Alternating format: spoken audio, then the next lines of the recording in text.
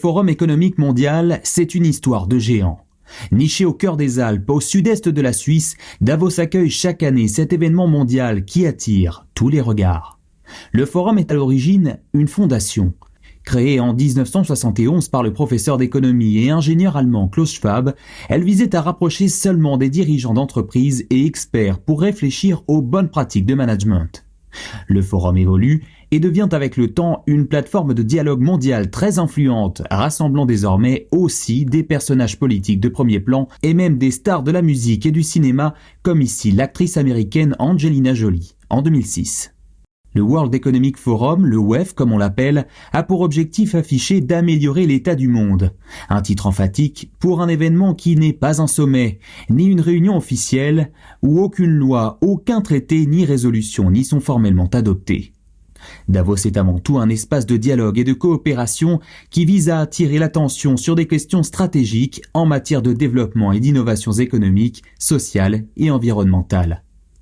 En l'an 2000 par exemple, le forum prend un tournant politique avec le président américain Bill Clinton, venu annoncer l'engagement des États-Unis à hauteur de 50 milliards de dollars versés à la nouvelle alliance Gavi, destinée à l'achat de vaccins qui seront délivrés à plus d'1 milliard d'enfants dans le monde. Le forum de Davos devient un lieu important. Mais Davos est aussi une vitrine pour les grandes puissances économiques de la planète et les acteurs du pouvoir en quête de reconnaissance sur la scène internationale.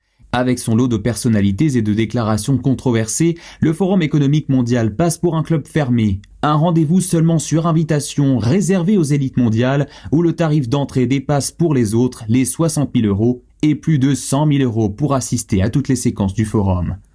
C'est la raison pour laquelle presque chaque année, des altermondialistes et autres militants comme ceux de l'ONG Greenpeace s'élèvent contre l'événement. Pas plus tard qu'hier, des militants anti-Trump bloquaient le trafic vers la ville, les protestataires de Davos accusant ses participants de greenwashing ou lui reprochent de prôner un capitalisme vertueux sans action concrète. Et Monaco dans tout ça? C'est bien en 2025 que pour la première fois, Monaco donne un ancrage solide à ses priorités diplomatiques et à sa vision de l'économie durable en lançant la première édition du Monaco Day, le jour de Monaco, dans une Monaco House, un espace qui promeut au passage l'attractivité, l'innovation et la durabilité du pays autour de conférences proposées par des intervenants influents. En 2026, le Monaco Day sera de retour avec pour thème la puissance de la neutralité constructive, une neutralité diplomatique en faveur de l'innovation durable. Cette journée spéciale Monaco sera organisée en marge du grand meeting du Forum qui est assurément marqué cette année par un climat commercial et géopolitique sous haute tension à l'heure où la guerre fait encore rage aux portes de l'Europe et où l'Occident est secoué par les menaces de surtaxes douanières des États-Unis et ses velléités géostratégiques autour du Groenland.